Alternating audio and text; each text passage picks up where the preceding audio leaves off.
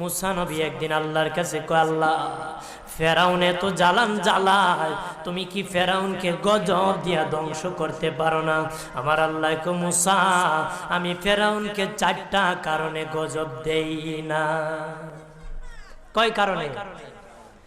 ফেরাউনকে 4টা কারণে গজব দেই না।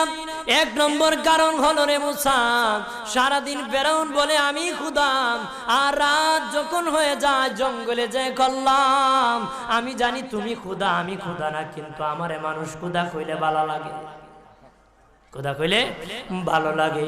প্রভু তাই তুমি বিরক্ত হইয়া আমার উপর গজব দিও না। আল্লাহ বলে, মুসা রে ওই ফেরাউনের রাত্রির দুয়ার কারণে আমি আল্লাহ তার উপর গজব দেই না।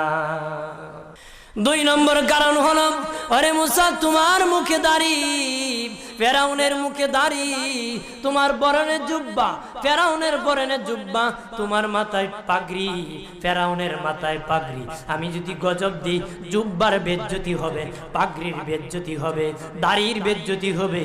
মুসা রে ওই জুব্বার পাগড়ির ইজ্জত রক্ষার কারণে আমি আল্লাহ ফেরাউনকে গজব দেই না।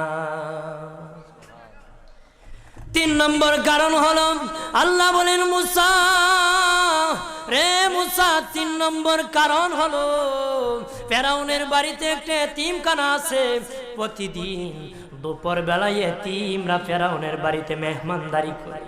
তারা খাওয়ার পরে আমি আল্লাহর কাছে দোয়া করে, আল্লাহ তুমি যদি গুসা হয়ে ফেরাউনকে গজব দিয়ে ধ্বংস করে দাও, আমরা এতিমকে কে খাওয়াইবে রে আল্লাহ, আমাদের দুয়ার বরকতে ফেরাউনকে গজব দিও না। আল্লাহ বলে, মুসা রে এতিমের দুয়ার কারণে আমি আল্লাহ গজব দেই না।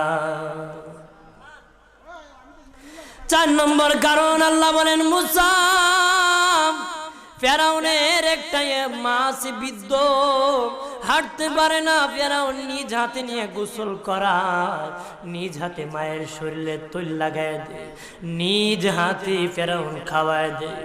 যখন খাওয়ানোর পরে মা বিছানার মধ্যে ঘুমায় যায়, ওই ফেরাউনের মা আমার কাছে 2টা হাত বাড়ায়, আল্লাহ আমার ফেরাউনকে যদি গজব দিয়ে ধ্বংস করে দাও, আমি মায়ের সেবা কে করবে?